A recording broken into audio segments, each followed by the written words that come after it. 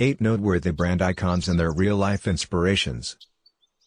Some brand mascots appear in different ways.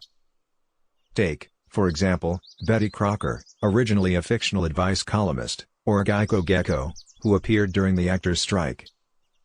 Other cases have a more natural genesis, sometimes associated with real individuals or company founders. Whether rooted in a highly stylized depiction of a business creator or a family connection, the origins of these branding icons are diverse. The image of Melinda Wendy Thomas, the girl with red hair and a pigtail that adorns the Wendy's fast food chain's logo, was derived from reality. She is the daughter of Dave Thomas, the founder of the chain. The drawing dates back to a photo taken at a photo studio in Columbus. Before Duncan Hines became synonymous with baking mixes, his background was as an office supply peddler. With his difficult travel schedule, there was little time for his culinary endeavors. With road trips gaining popularity in the 1920s and 1940s, Hines' self-published 1936 book Adventures in Eating Well was a massive success. In the world of 17th-century pirates who roamed the Caribbean, Captain Morgan stands as the iconic figure.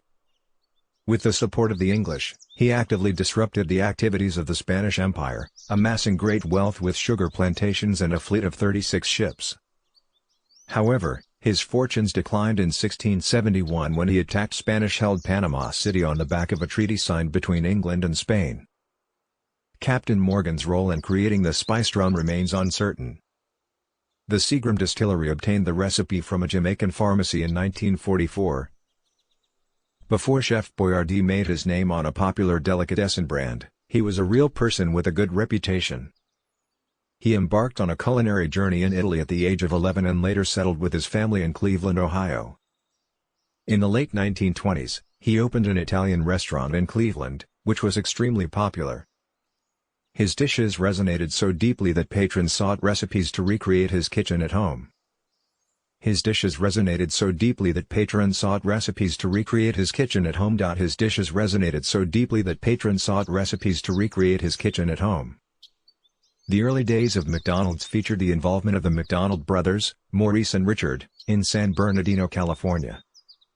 Through franchising, the company expanded through the 1950s as business owners operated to national brand guidelines.